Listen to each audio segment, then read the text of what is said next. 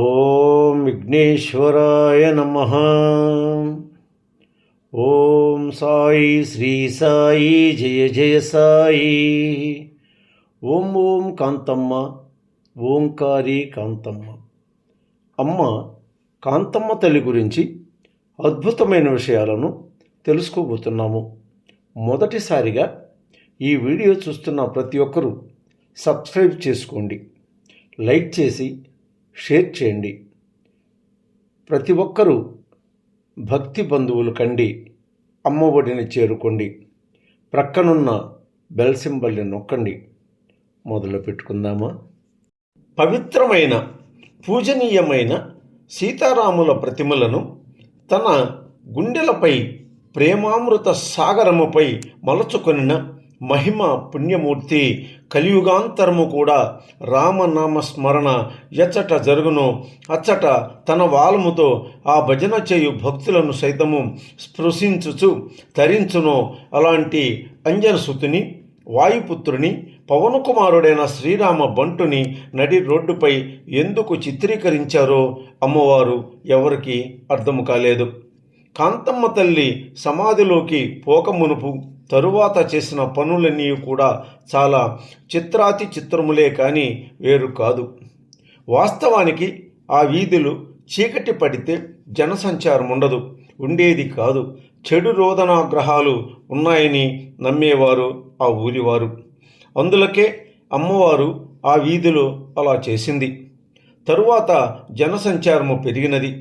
Kondayapalem gate దగ్గర నుండి, Kanuparthipadu centre నుండి గొలగమూడి ఆశ్రమం వరకు, గొలగమూడి నుండి కంటేపల్లి రైల్వే గేటు వరకు కూడా అమ్మ పర్యటించి ఆయా ప్రాంతాలను ఇసుక నీటి యజ్ఞము చేసి స్వామి చెంతకు వచ్చిపోవు భక్తులకు సైతము ఏ హాని జరగకుండా చేసి శుభ్రముగా ఆ ఏరియాలలో దుష్టగ్రహాలను తరిమివేసినది కాంతమ్మ తల్లి. తనకు తానుగా ఈ యజ్ఞమును ఆయా దారులను స్వచ్ఛత చేయుటకే ఇలాంటి లీలలు చూపించేది కాంతమ్మ తల్లి. ఆయా ప్రాంతాలలో తిరుగాడుతున్న దుష్టగ్రహాలను తరిమివేసినది. అవధూతలు సామాన్యంగా తన తత్వాన్ని బయటపడకుండా జాగ్రత్తలు తీసుకుంటారు. తమ తత్వం ప్రపంచానికి తెలిసిన యెడల తపోభంగము కలుగుతుందని వారి ఆలోచనలు కాబోలు ఎన్నో ఇక్కట్లు పాలైన ప్రజలు వీరి వెంట పడతారని, అట్లు పడినారంటే తప్పక తపోభంగము కలుగుతుందని వారు నమ్మశక్యముగాని వివిధ రూపాలలో తమ పని తాము చేసుకుపోతుంటారు. అందులకు పసివాడుగా ఉన్నప్పుడు తన మెడలో పుర్రెలమాల ధరించి వీధులలో వెంకయ్యస్వామి వారు తిరిగారు. అట్లు కాకపోతే ఎవరైనా మనము గుర్తించగలిగాము అంటే అది మన గత జన్మ పుణ్య ఫలము. గొలగముడి క్షేత్రమందు పిచ్చి కాంతమ్మగా ప్రవేశించి చిత్రాతి చిత్రములైన చిలిపి చేష్టలుగా ప్రవర్తించిన పిచ్చిది అని పిలువబడుతున్న కాంతమ్మను చూచి ఈమె పిచ్చిది కాదు, ఈమెలో ఏదో శక్తి ఉంది అని గమనించిన రెండవ వ్యక్తి ఎవరంటే శ్రీ కొర్రకూటి బుజ్జయ్య నాయుడు.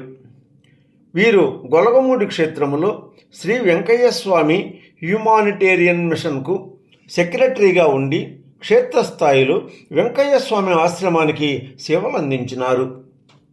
కాంతమ్మ తల్లి గారిని తన తల్లిగా ఎంచి మనసులో ఆరాధించి గౌరవించేవాడు బుజ్జయ్య నాయుడు.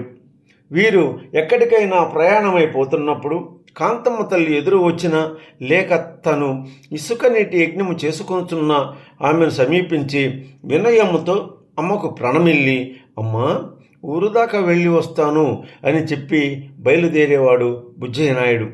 అలాగే నాయన వెళ్ళిరా అంటే ఆ రోజు ఎక్కడికి వెళ్ళినా కూడా ఆనందముగా అన్ని పనులు సజావుగా జరిగి పనులు అయిపోయేవి. డేగపూడి నుండి పొదలకూరు దగ్గర వరికోటి రమణారెడ్డి భార్య శాంతమ్మ పుణ్య దంపతులు శ్రీ శ్రీ శ్రీ భగవాన్ వెంకయ్యస్వామి ఆశ్రమ సిమెంటు గోడలు కట్టి సిమెంటు రేకులతో 1988లో నిర్మించారు. ఆ ఆశ్రమము పేరు ఓంకారాశ్రమము. శ్రీ భగవాన్ వెంకయ్య స్వామి వారి విగ్రహాన్ని శ్రీ కాంతమ్మ తల్లి అమృత హస్తాలతో ప్రారంభించినారు. అమ్మ డేగపూడికి గొలగమూడి నుండి బయలుదేరి రావడము అదే ప్రప్రథమము.